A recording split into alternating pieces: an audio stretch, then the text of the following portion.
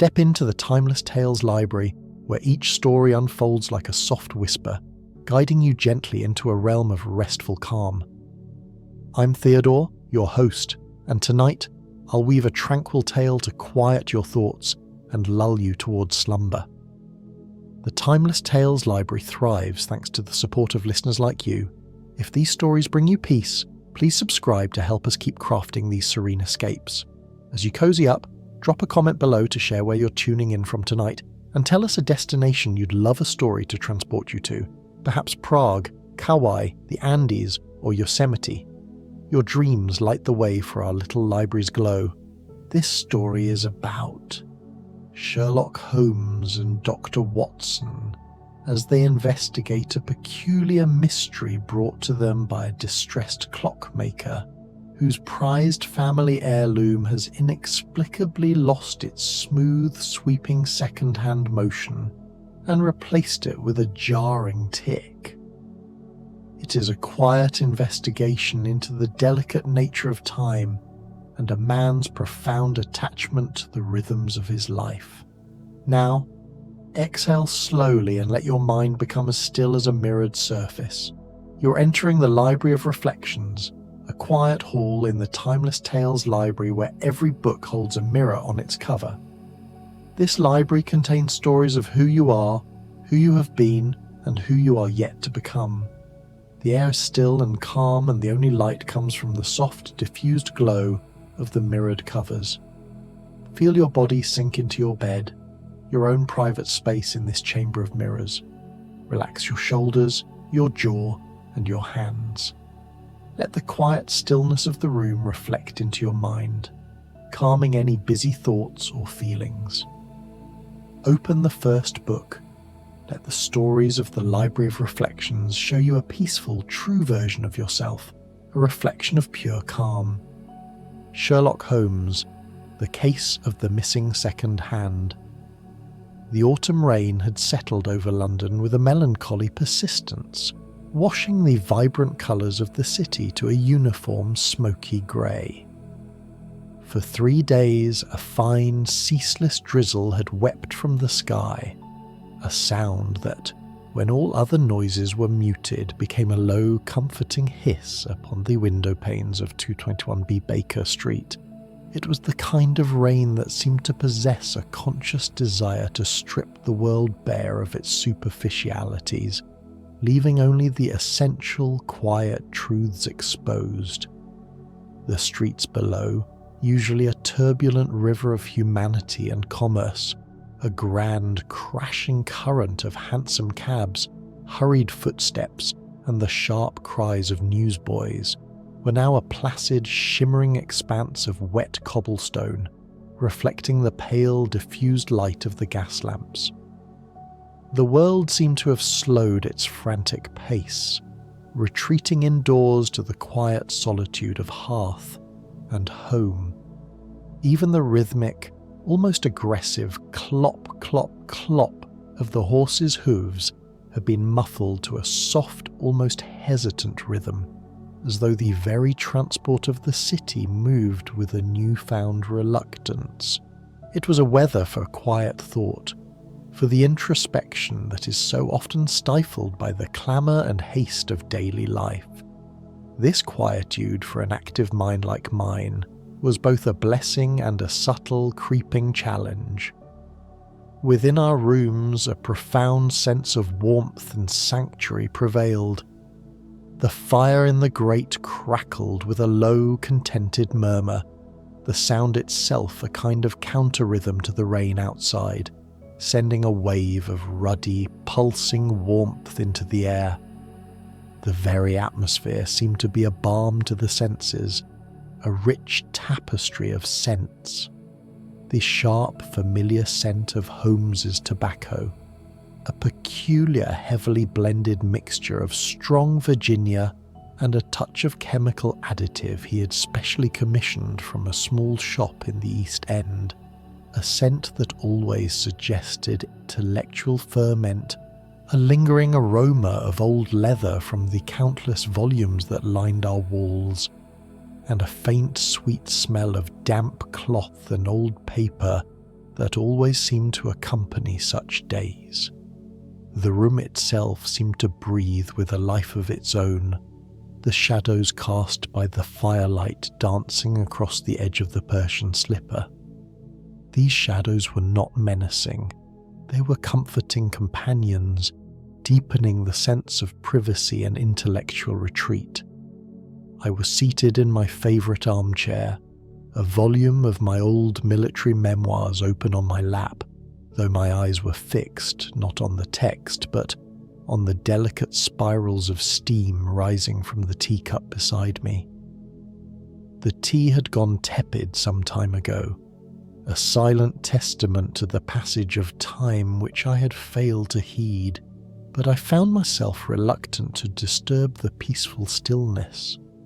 My mind, much like the city, had entered a state of profound and peaceful stillness, a welcome respite from the ceaseless demands of my medical practice. I had spent the morning navigating the slick streets, attending to Mrs. Pemberton's chronic rheumatism, a complaint as persistent as the drizzle itself, and young Thomas Fletcher's persistent cough, which rattled in his chest like a bad engine. The stark contrast between the bustling urgency of my rounds, the demands of life and death, of fever and pain, and this warm cocoon of tranquility was not lost on me. It was in these moments that I truly appreciated the dual nature of my life, the physician to the suffering body, and the chronicler to the suffering mind. Holmes was, as was his wont on such tranquil evenings, in a state of profound and motionless thought. He lay stretched out upon the sofa, his lanky frame a dark, elongated silhouette against the orange glow of the firelight. A single, thin spiral of smoke from his pipe rose, hesitant and slow, and coiled towards the ceiling, a silent question mark in the still air. His long, sensitive fingers were steepled over his chest, a gesture of intense concentration, and his eyes, though half closed, were not vacant. To a casual observer, he would have appeared lost in a state of profound laziness, a man given over entirely to the simple comforts of a firelit room. But I, of course, knew better. I had learned, over the course of our many years together, that it was in these moments of quiet repose that his extraordinary mind was most active, sifting and sorting through the infinite catalogue of human experience, searching for the subtlest connections, the most elegant of patterns. He had once confided to me that the mind, much like a great symphony, requires moments of profound silence to truly appreciate the subtlety of its score. He believed that the white noise of everyday life was a constant impediment to true deduction. He was not merely relaxing, he was tuning his instrument. His stillness was, in fact, an absolute pitch of mental activity. "The world has ceased its frantic drumming, Watson," he murmured, his voice a low, placid rumble that seemed to emanate from the very shadows, disturbing the quiet no more than a falling leaf. "The rain, like a quiet hand, has muted the superficial clamour and allowed the mind to perceive the finer, more delicate rhythms of existence. One can discern the subtlest of patterns, the most delicate of disharmonies, when the incessant white noise of the city has been temporarily stilled. It is as if London herself has taken a breath, and in that suspension revealed her true nature." I nodded, my own voice hushed in reply, the sound feeling overly loud even in its moderation. "Indeed, Holmes, it is a night for contemplation, not for the grim business of detection. I confess I am rather enjoying this respite. The cases of violence and blatant greed seem too crude for such a refined atmosphere." "Precisely," he replied, a faint, almost imperceptible smile playing on his lips. a mere tightening of the corner of his mouth that I alone would have recognised as amusement. For the most profound mysteries are not always crimes of violence or greed, the gaudy displays of the moral savage.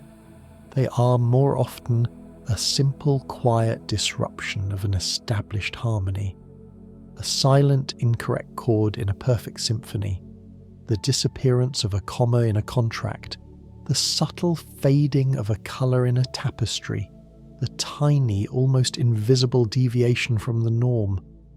And it is a night such as this that is most conducive to the resolution of such a puzzle, a time when the mind is primed for the minute, the fragile, the near silent appeal. As if on cue and in perfect confirmation of his words, a hesitant, almost apologetic tap sounded upon our door. It was not a thunderous knock, such as would announce a desperate client fleeing from a scandal or a murderer, nor was it a sharp, impatient rap, indicative of the professional dispatch of a Scotland Yard inspector. It was a timid, almost musical tap, a sound that seemed to fit perfectly with the quiet and stillness of the evening. It was the summons of a man who was clearly reluctant to disturb the peace, a gentle plea for help in a world that had fallen silent. I rose and went to the door, finding Mrs. Hudson with a look of mild, well-meaning confusion on her face. Her usual bustling energy was subdued by the quiet of the night, as though she too feared breaking the spell. Behind her stood a small, wiry gentleman, his shoulders hunched, not with the natural stoop of age, but with a palpable, invisible burden of worry. His coat, a respectable but slightly worn dark wool, was beaded with droplets of moisture, as was the brim of the bowler hat clutched in his hand. His face, a roadmap of fine, intricate wrinkles, was marked with an expression of profound and bone-deep sadness, a silent anguish that seemed to have settled deep within his bones. His eyes, though intelligent and clear, the eyes of a man who worked with the infinitely small, were filled with a deep, lingering sorrow that seemed to have been a long-time companion. There was something in his bearing that reminded me of the meticulous, self-contained watchmakers I had encountered in my travels, men who lived in a world of precision and uncompromising order. "I am terribly sorry to disturb you, gentlemen," Mrs. Hudson whispered, wringing her hands slightly, her concern overriding her usual discretion. "This gentleman, he insisted he had nowhere else to turn. He asked for Mr. Holmes by name. He's been standing out there, in the pouring rain, for some minutes, I believe, working up his courage." "Pray show him in, Mrs. Hudson," Holmes said, his voice a low, tranquil note that seemed to rise from the depths of the shadows. His tone, I noticed, was unusually gentle, immediately recognizing the non-criminal nature of the man's distress. "And perhaps you might bring us a fresh pot of tea, strong and very hot. Our guest appears to be in need of warmth more than counsel at the moment." The gentleman entered, his movements slow and deliberate as if he were walking upon fragile glass. He held a small black-lacquered wooden box in one hand, which he placed gently upon the table with an almost reverential care. The box itself was a beautiful thing, inlaid with delicate mother-of-pearl in a pattern that suggested cherry blossoms, or perhaps tiny, complex gearwork. He took the seat I offered, drawing a slow, deliberate breath, as though preparing to speak after a long silence. "My name is Mr. Edmund Finch," he said, his voice as soft and monotonous as the falling rain. "I am a clockmaker. I have come to you with a most peculiar and I fear entirely insignificant problem. I know your work is usually reserved for matters of life and death, of honour and betrayal, My concern is technical. Holmes, hearing the man's profession, sat up slightly, rising from the horizontal, his eyes now open and fixed on the gentleman with a penetrating yet gentle scrutiny. His pipe was laid to rest in the ashtray. A clockmaker, you say? A man who deals in the very rhythm and harmony of the universe? I assure you, Mr. Finch, no problem that deals with the measure of time is ever insignificant. Time, after all, is the one commodity we cannot replenish, the foundation upon which all human drama is built. Please, do continue. I am entirely at your service. Mr. Finch leaned forward, his hands clasped tightly upon his knees, the gesture a physical embodiment of his restrained anxiety. My life is, I am afraid, a very quiet one. It is a life lived in the company of gears, springs and pendulums. For the past 40 years, I've been the custodian of the Thorn Clock, a masterwork of my late grandfather, Sir Gideon Thorn. He was a horologist of some renown in his day, a man who saw no distinction between science and artistry. It is an extraordinary piece of craftsmanship, a monumental grandfather clock that stands in the centre of our family's great hall. It is a clock that does not merely tell the time, but seems to contain the very essence of it. It has a voice, a personality. Its chime is a deep, sonorous song that resonates through the house. A perfect, steady beat that has been the pulse of our family for 3 generations. My grandfather was a man who understood that a clock is not just an instrument of measurement, but a living, breathing entity. His masterpiece, the Thorn Clock, is a testament to that belief. He paused, his voice thick with emotion, his gaze distant, as if viewing the magnificent clock in his mind's eye. Every day, my routine is a simple one. I wind and maintain the clock. I listen to its constant ticking pulse, a rhythm that brings me into profound contact with my family's past, a sense of continuity that is my lifeblood. And the most compelling part of this ritual, Mr. Holmes, is a feature so subtle that most would never notice it. On the face of the Thorn Clock there is a second hand that moves with a unique, deliberate grace. It does not tick with a simple, jerky, almost violent motion, but with a fluid, silent sweep, a constant, graceful movement that is a testament to the uncompromising precision of its inner workings. It is driven by a mechanism so finely balanced that its motion is entirely seamless. I have always called it the river of time. It is a beautiful, fragile motion, and it reminds me that time is not a series of abrupt, discrete moments, but a constant, flowing, uninterrupted river.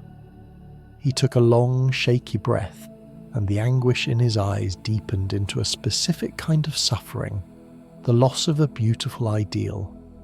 3 weeks ago, Mr. Holmes, that river ceased to flow. The clock keeps perfect time. The hour hand and the minute hand move with a perfect, steady cadence, and the chime still sings with its deep, sonorous voice. But the second hand, it no longer sweeps, it ticks. A slow, hesitant, jarring tick. A sound that is a foreign, grating noise in the perfect harmony of my life. It is like listening to a great musician suddenly playing an instrument that is desperately out of tune. I have opened the case and examined the mechanism.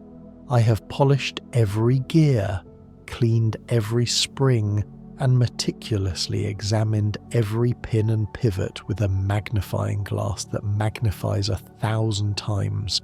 But I can find no fault. The mechanism for the second hand is, to all appearances, in perfect working order. Every element is in its proper place. but the river of time has been broken.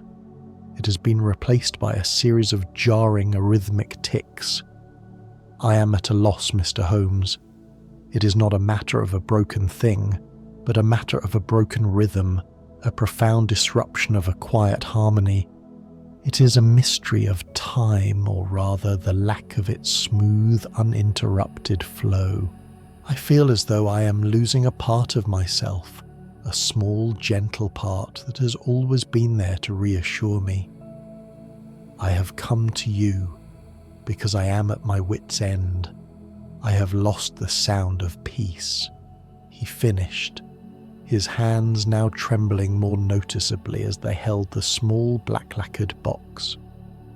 This silence that followed was long and heavy, punctuated only by the crisp crackle of the fire and the insistent pitter-patter of the rain. I watched Holmes, who had not moved, but whose eyes were now open, fixed on the gentleman with a penetrating yet gentle scrutiny. His expression was not that of a detective seeking clues, but of a man hearing a profound confession. He was not merely listening to the facts of the case, but to the quiet anguish that lay beneath them. I feel as though I am losing a part of myself, a small, gentle part that has always been there to reassure me. I have come to you because I am at my wit's end. I have lost the sound of peace, he finished, his hands now trembling more noticeably as they held the small black lacquered box. The silence that followed was long and heavy, punctuated only by the crisp crackle of the fire and the insistent pitter-patter of the rain. I watched Holmes, who had not moved, but whose eyes were now open, fixed on the gentleman with a penetrating yet gentle scrutiny. His expression was not that of a detective seeking clues, but of a man hearing a profound confession. He was not merely listening to the facts of the case, but to the quiet anguish that lay beneath them. The grief of a man whose life was built on micro-precision and who now faced a flaw he could not isolate. A most compelling case, Holmes finally murmured, his voice as low and soothing as the rain outside. Not a crime, but a mystery of a more delicate nature, the disruption of a natural harmony, the silent suffering of a friend. Tell me, Mr. Finch, what was the nature of your life on the first day this anomaly occurred? Do you have a precise, inflexible routine that you follow, or are your days subject to casual variation?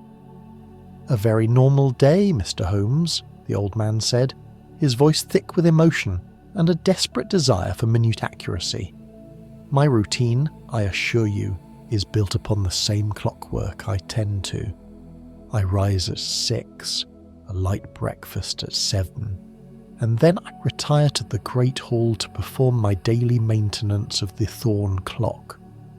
I spend the early hours of the morning in the great hall listening to the clock polishing its brass pendulum and ensuring that all is in perfect order. I check the oiling points, the tension on the mainsprings, and the minute alignment of the escapement. Then, just before the clock strikes noon, 12 perfect, deep-throated bongs, I take a small cup of tea. It is a ritual I've performed every day for 40 years. It is a work that I have found great solace in over the years. It reminds me of a time when all was right with the world, when everything obeyed a logical, beautiful design. Holmes nodded slowly, a flicker of profound recognition in his eyes. He was mapping the pattern of the man's existence. And the thorn clock itself, it is not merely affixed to the wall but stands upon the floor, correct? A monumental case. Where do you place your tools and implements while you work on it? A horologist requires a vast array of small, precisely weighted instruments.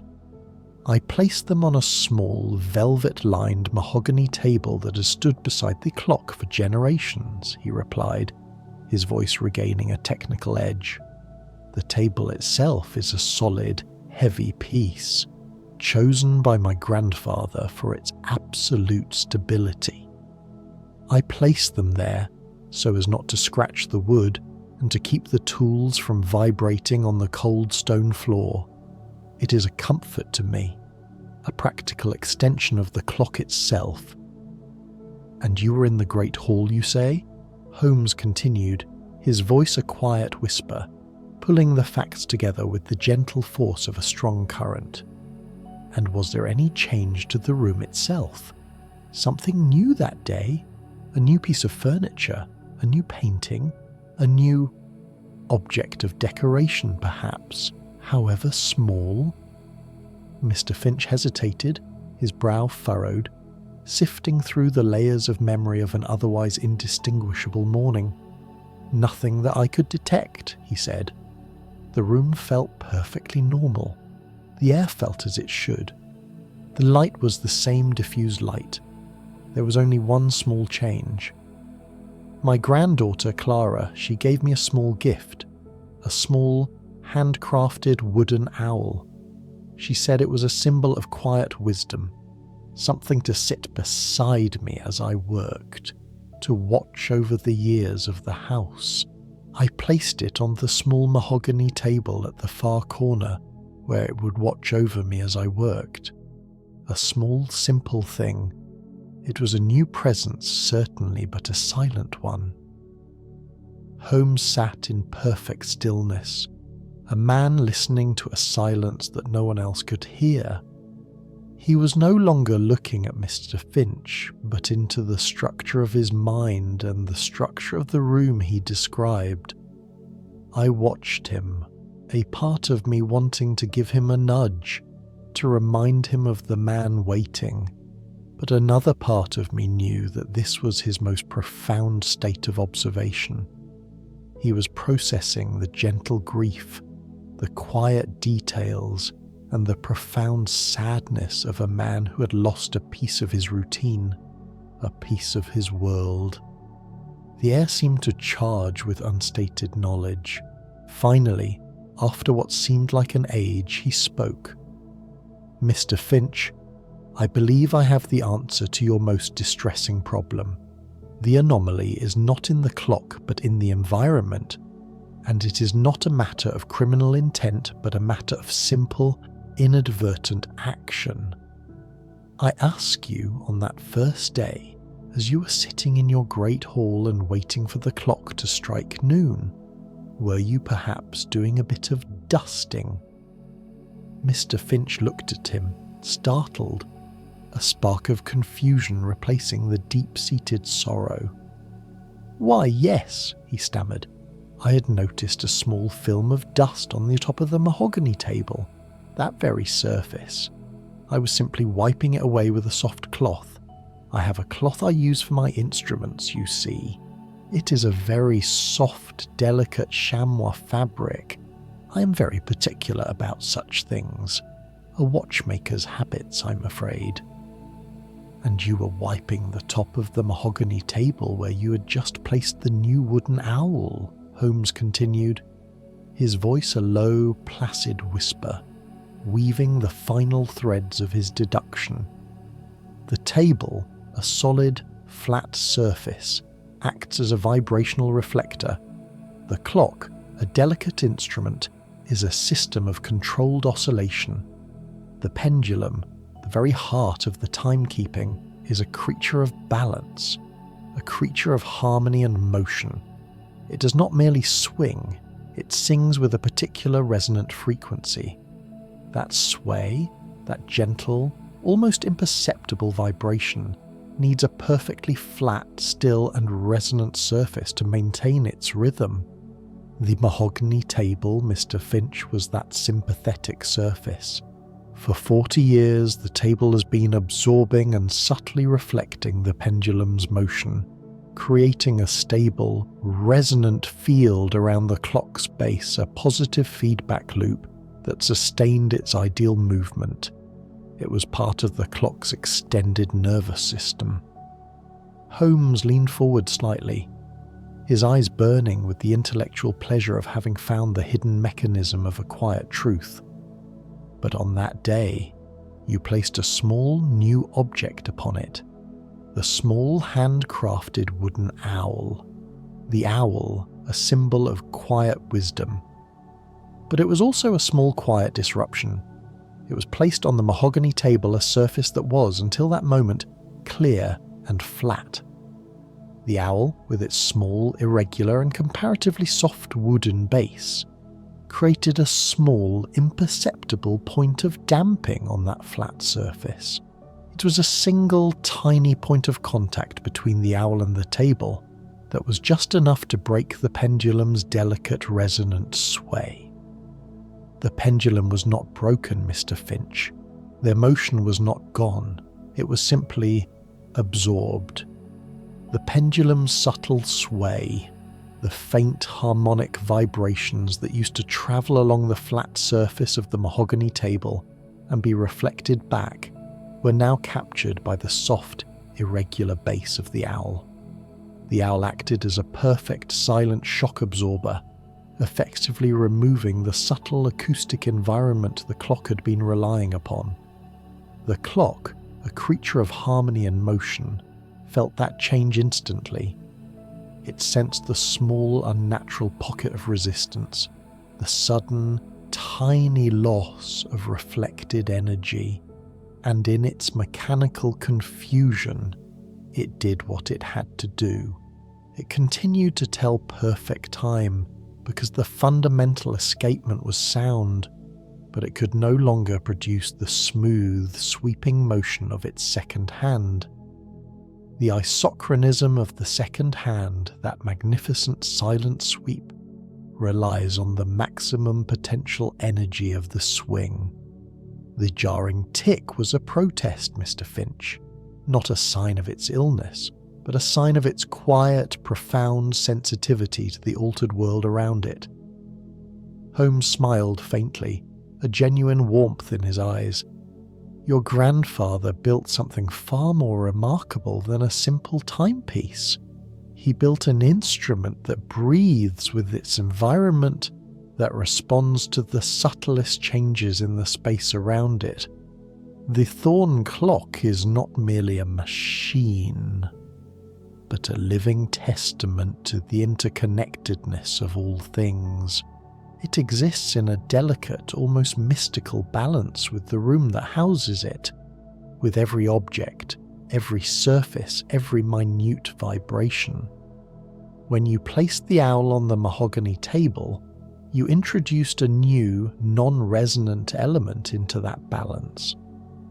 The owl's irregular base created a point of energy sink, absorbing the micro-vibrations that the table had been reflecting back to the clock for 40 years. Without those vibrations, the pendulum lost its perfect high-energy rhythm, and the second hand could no longer sweep smoothly. Remove the owl, and I promise you the river of time will flow once more. The old man stared at him, his mouth slightly agape. He looked at the small black lacquered box in his hands, then at Holmes, and then back at the box. The owl, a simple, small carving. I can hardly believe it. A matter of microphysics, not a fault in the masterwork itself. I was looking for a flaw in the spring, a dust mote in the gear train. I overlooked the larger system entirely. It is not a matter of belief, but of observation, Holmes said gently. The mind, in its grief or its intense specialization, tends to look for the grand and the dramatic. A broken spring, a fallen tooth on the comb, a thief. But the answer, as is so often the case, was in the quiet details, in the things that we do without thinking. The owl, the table, the subtle science of resonance. It was a matter of motion and stillness. The owl, a symbol of quiet wisdom, inadvertently absorbed the clock's gentle sway. A small, gentle deviation from the norm was all it took. The world is full of such subtle truths, Mr. Finch. One need only quiet one's mind and, crucially, look beyond the mechanism itself to perceive them. Mr. Finch looked at the box, his hands no longer trembling. A look of dawning comprehension, and then of profound, radiant relief, spread across his face, washing away the wrinkles of anguish. He looked up at Holmes, his eyes now shining with gratitude. "You have restored my peace of mind, Mr. Holmes. You have not given me back my clock's beautiful motion. Not yet, but I know how to do that now. But you have given me back the understanding of its quiet life, its spirit. I was convinced it was broken, a failure of my grandfather's design. But it was merely reacting. You have given me back the sense of harmony. The system is still perfect. It is a gift I can never repay." "A matter of no consequence," Holmes said, waving a hand in dismissal.